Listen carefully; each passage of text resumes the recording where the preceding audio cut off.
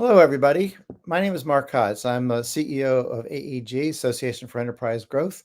We are an ecosystem of business advisors and CEOs of mid-market companies, helping each other to grow our own companies as well as those of our clients. We do these LinkedIn Lives once a month to showcase the trends that are important to companies as they grow. Uh, this month, we have Shevy Shafie, who's the Senior Chief Marketing Officer for Marstudio.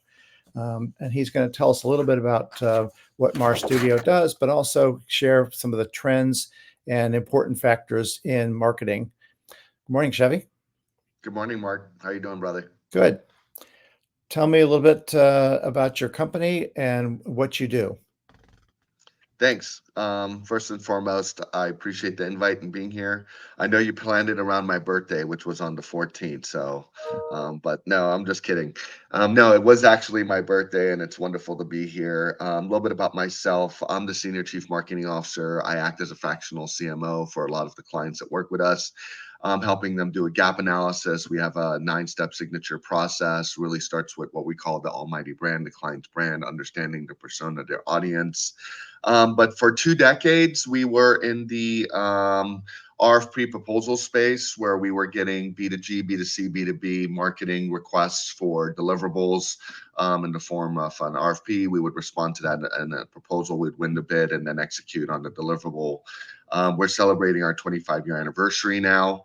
The last 5 years, we've really kind of flipped the equation. We're really focused on needs identification before focusing on the solution and deliverable. So that's kind of where the company's been and where we are. So we provide fractional CMO services with marketing execution capabilities, and we do integrated marketing and sales, both from a brand voice message perspective, but also from a technology integration perspective of Mhm. making sure all of this technology and collateral works together. That's great. So we've gone through technological revolution. We've gone through a pandemic. The economy is changing. Business changes. What's sort of different about marketing and messaging and branding and sort of getting to the sales position? What's happening right now that's different that people might not be aware of? Hmm. Well, there's a lot of things that are different, but I would venture to say that information is becoming more available, and I would correlate that to marketing and marketing as a whole. Marketing in its purest form, communication, right? So with communication and information becoming more readily available, I'd say you're meeting more CEOs and entrepreneurs that are marketing savvy. Marketing isn't as much of an afterthought. So I think that's one trend. If we're looking at legacy information and data, you're seeing the evolution of knowledge and clients asking questions about SEO, about digital advertising, about pay-per-click, about email signatures and things of that nature. Understanding the complexity of automation, and now they're asking questions about AI. So that's something that I don't think a lot of people think about, but yeah, there's a lot more demand. Hopefully, there should be. And really, that's something that Marstudio is targeting. We're looking for at those clients who have the fractured marketing. They had a brand company, they had a website company, they had an email company, they have an SEO company, they have a social media management company, and they're at the point where they're like, there's got to be a better way, and they're more sophisticated in terms of their approach. Trend wise. It depends on who you ask. I saw the questions you were going to pose, and I was on ChatGPT, and I was on Bing AI with, I think it was the Copilot, asking what's trending. And one of ChatGPT, I think number one was, personalization. And I think Bin was short form videos. So it really depends on who you're asking. Oh, I think both of those are really good, and I think they really hone in on the idea of really identifying need or who you're serving, because personalization is about that.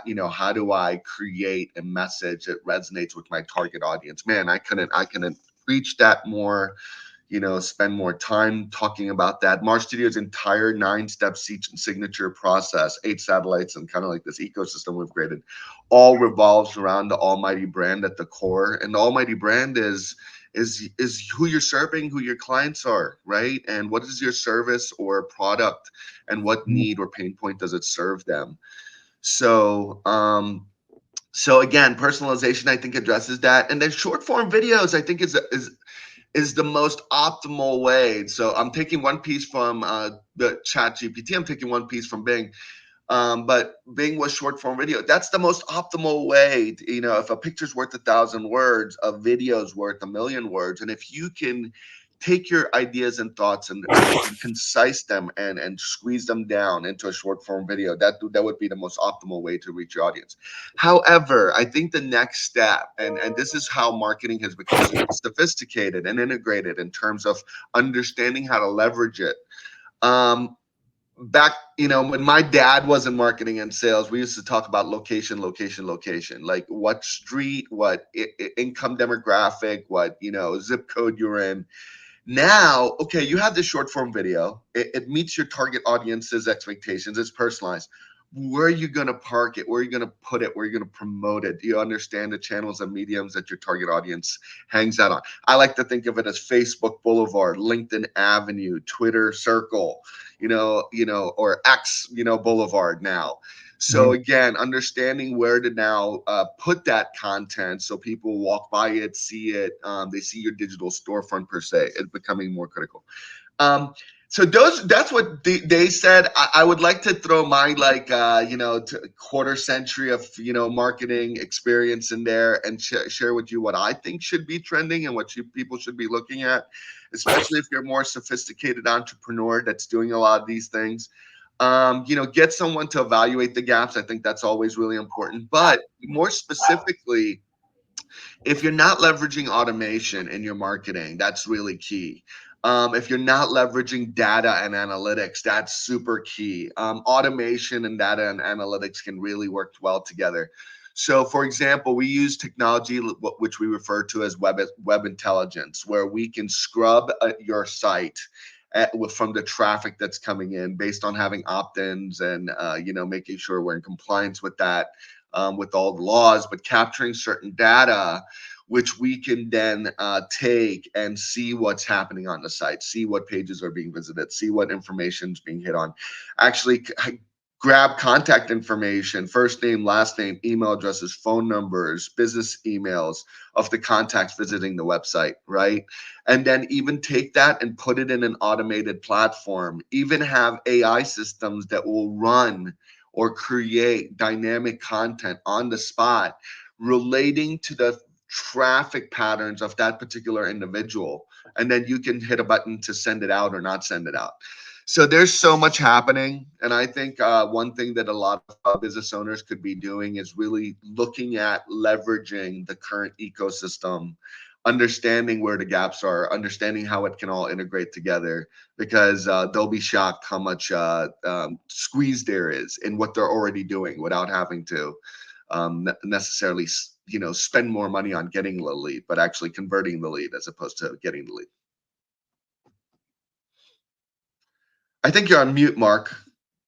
Your best question just Yes. came out. I'm sorry.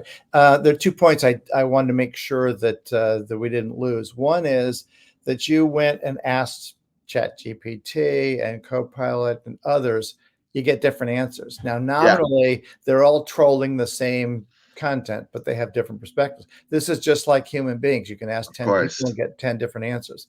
But the second, probably more important point is that we're going to say, oh, I don't need expertise because I have it online. It's just like 10 years ago, I can ask Google. Well, you get what you get. It's like walking to a flea market. Every flea market is different and every aisle is different. So I would caution people to be very careful about, it may be good to get a sort of a taste of what an issue is, but Mm-hmm. ultimately having somebody with 5, 10, or 25 years of experience and really up on what's happening in the marketplace, what works and what doesn't work is really important. So don't AI is useful, but it's not the answer and not a replacement for expertise. So Yeah. If you use it if you use AI in other contexts, you would be like, yeah, I'd never do that. Let's say, for example, you need instructions on how to perform heart surgery, and you ask ChatGPT, and it gives you exactly correct instructions. You still wouldn't be comfortable performing it. Let's put it in terms of something a little bit more realistic. you're not likely to feel very comfortable having AI write your will for you. You'd still want the confidence of having a professional look over that document. Great idea. You know, so there's so many other ways that AI can be leveraged. Again, having somebody that understands how to leverage the technology is where the power is. Mhm. And then how do I obviously benefit from this thought process? And a lot of it's in the data. It's some of it's science, some of it's case, trial and error. But like, for example, one thing that's consistent amongst, I think, all decision makers, amongst all clients, there's studies that find that you need 8 to 12 contacts to have a 50% conversion rate. This Mhm. applies across the board to humans and making a decision and buying or consuming something. So Mhm. how can I do that within my industry organically? And what are the different options that I have? First, you need someone that identifies that, and then you need someone that's comfortable or understands all the different technologies and ecosystems that currently exist, sees what you have, knows what you don't have, looks at integrating those technologies together to maximize that type of touch or engagement without being burdensome, without Mhm. spamming someone, without getting blacklisted, without, so there's so many nuances to potentially what you need to do, and taking into consideration the email, the phone call, the text, the website visit, and all of those little things to try to get that person to that touch point. Retargeted marketing or remarketed advertising, where someone who came to your visit, they're going to see your ad the next time they're on ESPN or Fox News or CNN. Mhm. That's really kind of being passive aggressive. You're not even sending them something, but they're seeing your brand. And have you thought about what that ad is going to say on your remarketed display advertising as opposed to your primary advertising, which is going to a new consumer versus someone who's seeing your message for the fifth time? You can set limits and times and budgets to in terms of all of those constraints, but one thing can very quickly relate to run into another part in order to enhance the whole experience. Let me ask you another question. Um, Everybody's going to want to have some internal staff to do this, and they've got some guy who does a website and some, yeah, yeah. She does a website. He does this. Yeah, she does SEO, et cetera. You talked about sort of fractured approach. What's the value of having somebody for an agency like yours as opposed to having people on staff in the company? Yeah, that's a good question, and we've found a solution to eliminate that,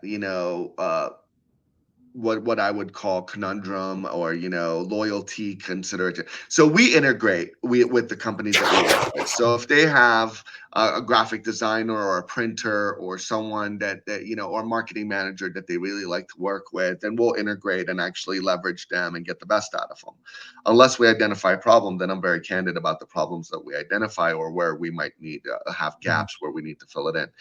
Um, so I think there's a great deal of cost savings that comes with that I would have to get into. Hiring someone of my caliber is going to charge cost your company 6 figures. But engaging Marstudio as an agency with our Marstudio method, you can get me for what it costs for less than a front desk receptionist, Mhm. or mid-level marketing manager. But then you get Sam, the chief creative officer, and Karen, the chief communications officer, and Olga, the chief dev officer. So you get a slew of executives that you can plug in from the top down based on our business model. But again, I think that's the wrong focus. I think the more important focus should be whether you have an internal team or an external team, whether you're hiring a freelancer or you got Alex in the marketing department. One person can't do it all anymore, Mark. Yeah. That's just the reality that people need to understand. It used me and Sam when we started this company, and Sam started it at NGIT with his business partner, New Jersey Institute of Technology. I came on in 2007. I was sales, he was marketing. I was, ops, and he was creative content. Those days are dead. Mhm. There's so many layers to the subject matter expertise in terms of SEO, in terms of pay per click, in terms of Facebook, in terms of social, in terms of dev, in terms of content writing, in terms of SEO writing, in terms of strategy, in terms of AI, in terms of automation, in terms of integration for CRMs, ERPs. There's so much there. I tell people all the time I'm a mile wide and only a few feet deep, and I have people on my team who are a mile deep and a few feet wide. So you really have to know where you need to plug in, and someone who understands. Like I'm a glorified mobile like operator. Remember where they used to plug the Right. wires into the wall and no one used to know how it worked? But I feel yeah, like that's and all I do as a CMO. that's that's the right answer for people is yes, there's still a role for expertise and people who have their finger on the pulse of the marketplace. Let me ask you a final question. So you've Yeah. been a great member for an AEG for many years. Yeah, give me a sense of what you value, why you you know are part of this community, and you are an integral part of the community. And why would you recommend it to other professional service providers? I appreciate that. Well, anybody who watches this and they actually want the long version of the story and wants to learn a little bit more about my fate and how I met these two biblical figures named Mark and John, let's grab a beer sometime and we'll have I'll give you the long version and tell you about Chris Tully and a high tech prayer breakfast that got it all started.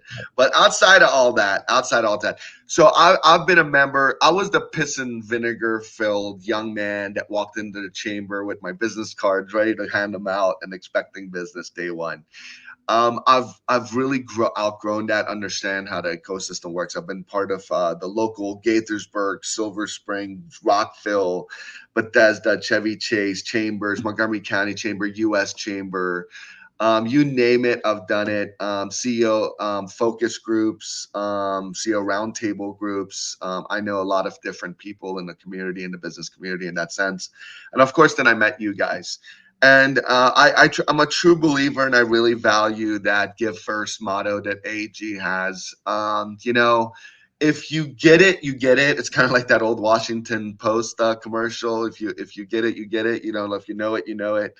And if you've been around the block and you've been in business, you just get the concept of, sharing your knowledge in a lot of ways really benefits you. Because one thing I have to tell my team all the time, and I'll correlate this very quickly, Mark.